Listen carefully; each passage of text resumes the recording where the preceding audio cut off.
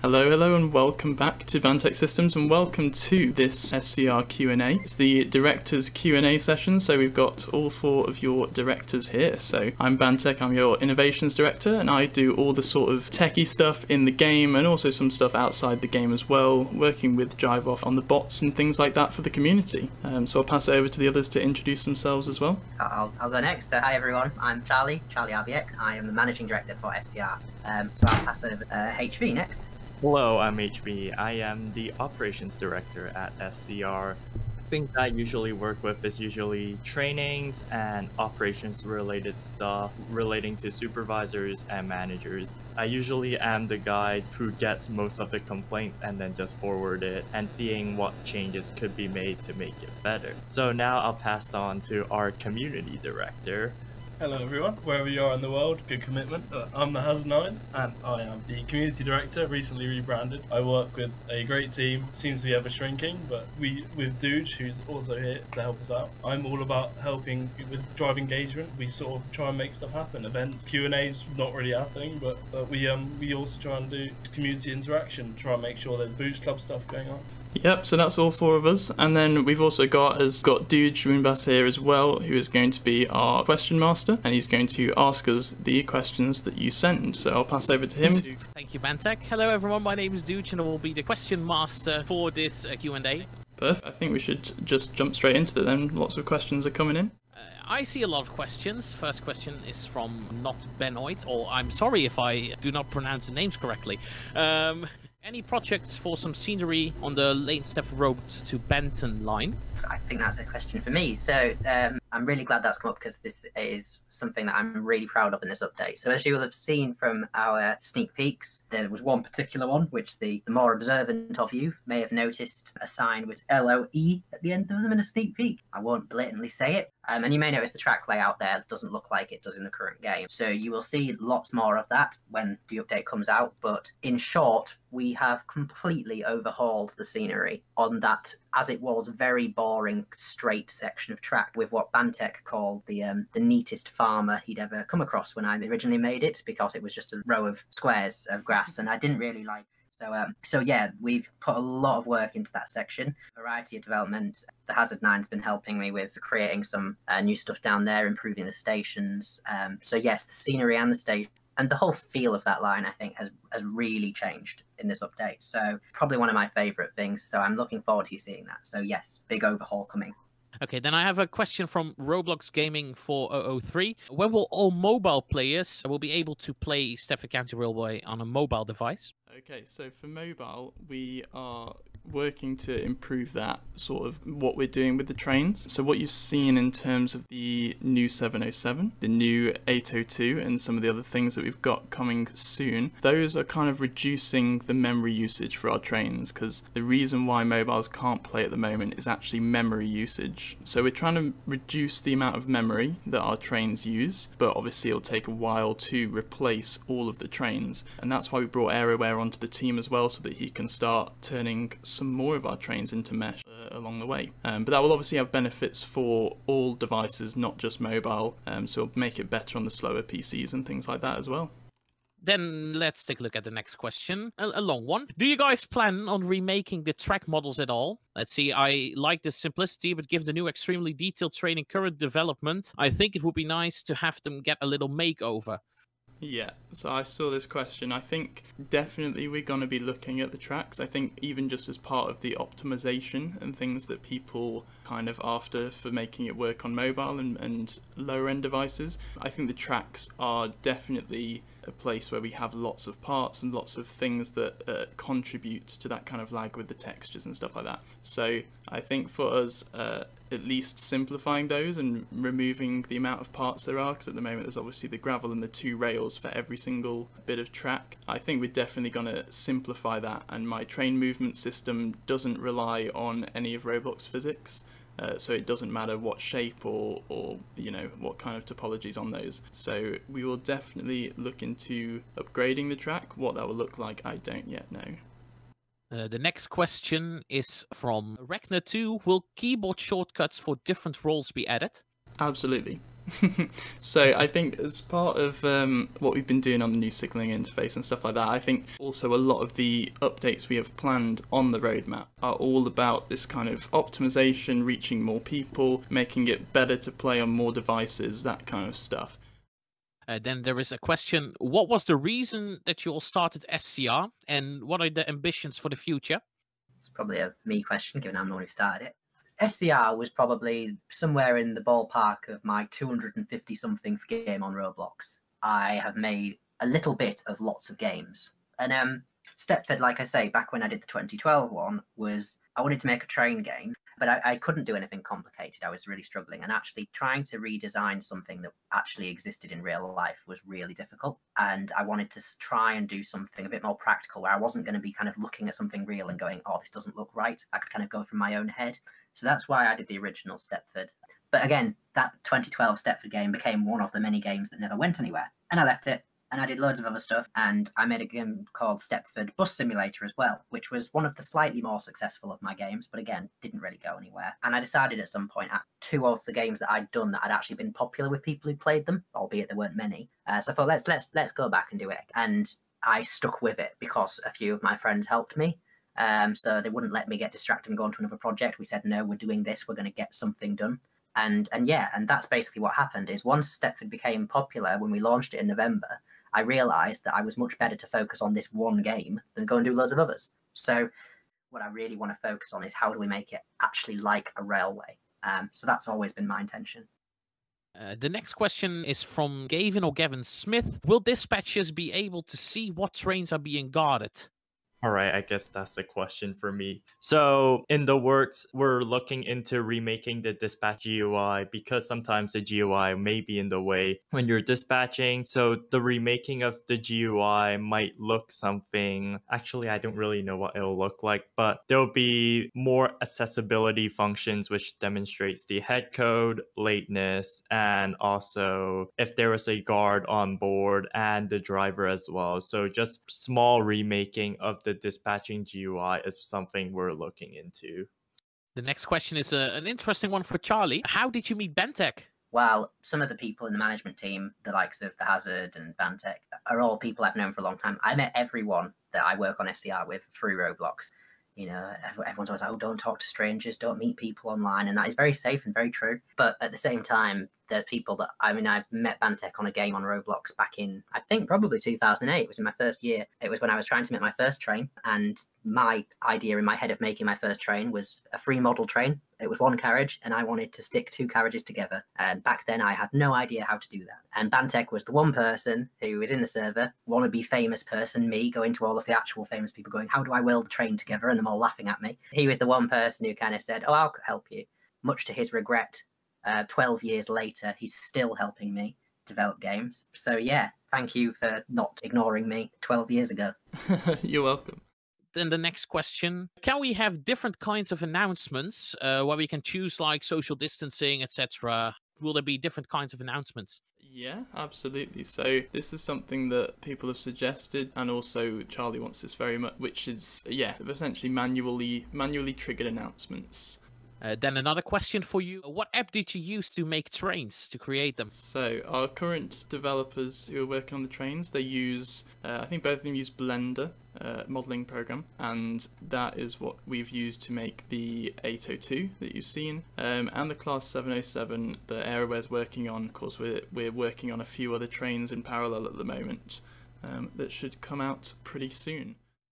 The next question is for HV from XST Gamer 412. With the new signaling system, how many desks will there be?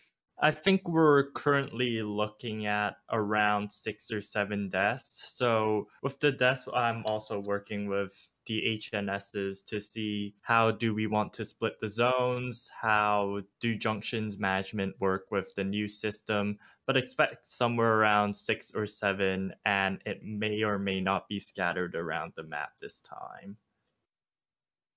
The next question, hey dear directors of SCR, will you add more details on the trains, like a delay announcement, or proceed to stop?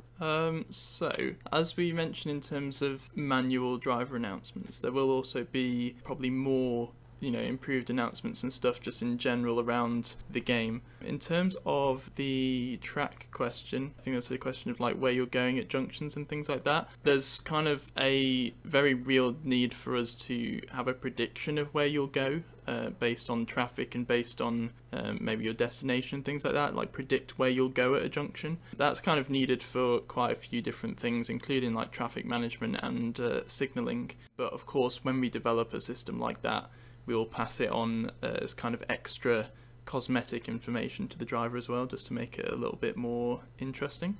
So yes is the answer, when is a different question. The next one, will you ever consider making an optional livery setting, like you can choose livery for your train? So I think this has been suggested a lot of times by a lot of people, and I think it's something that previously we've just not done because generally we've had a train on an operator and kind of just how the data works behind the scenes. But I think, when we replace all these trains with mesh trains, we then potentially have the opportunity to more easily switch things out and more easily have different versions of trains, because each train on its own will take up kind of less memory than they do currently. But I think the main drive is just to replace them all with mesh first, possibly give you a few new ones here and there, and then we can definitely look at kind of whether you can pick more options. People have asked for an option to make certain trains double and things like that. So we've heard you, it's on our minds, but it's not on the roadmap just yet.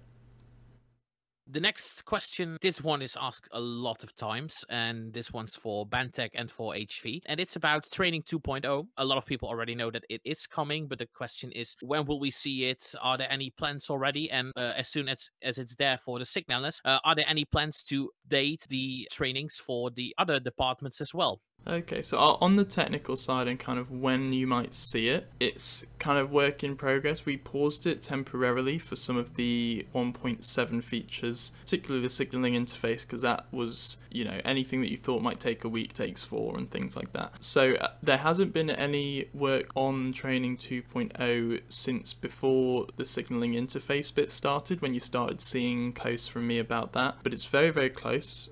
So that should be reasonably soon after 1.7 is released, definitely within the next kind of major update from 1.7, but possibly even released sooner. We'll have to see how it works operations wise as well. In terms of kind of future plans, I don't think there's too much in terms of technical stuff beyond 2.0. I think it will extend kind of from drivers, dispatchers, guards. We'll then extend it to signaling probably just shortly afterwards. We'll probably test it with the other ones. We'll extend it to signaling, and my plan is to make a kind of an assessment system for signaling that will kind of simulate traffic without having actual traffic in the game. So that's going to be a big job on its own. So in terms of technical stuff, I'm not promising anything beyond that, but I'll see if HV's got any operational stuff to add. Yeah, so I'll dive into a little bit more of the operation stuff. So what we're looking for in Training 2.0 is for you to do the research. So we'll have all the guides, so how to dispatch, how to drive, how to guard, and all that stuff ready handy for you before the quiz. We'll also look into a video tutorial. So I think that Training 2.0 will be good, and what it is to come I'm excited with, and I'm working with the line managers and the supervisors to see what changes could we make to make trainings more efficient and also more accessible for you guys. A question for BanTech. How did you learn to script something so complex?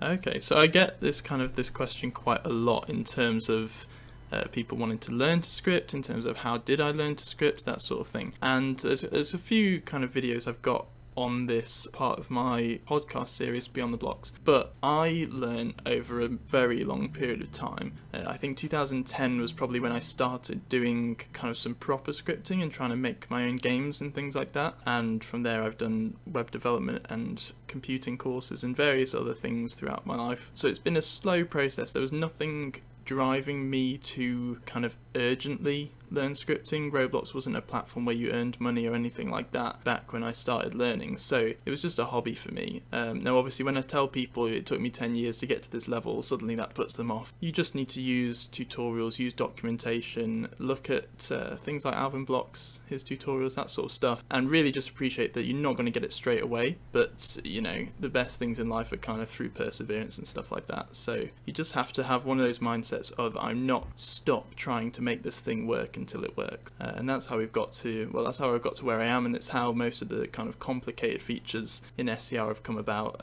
You know, there's definitely with the train system, I think there was months for version 1.0, and even after that with some of the updates where things just would not work, and you know, back to square one, you know, 10, 12 times. But that's how you end up learning the stuff that you need to learn to then make the one that works.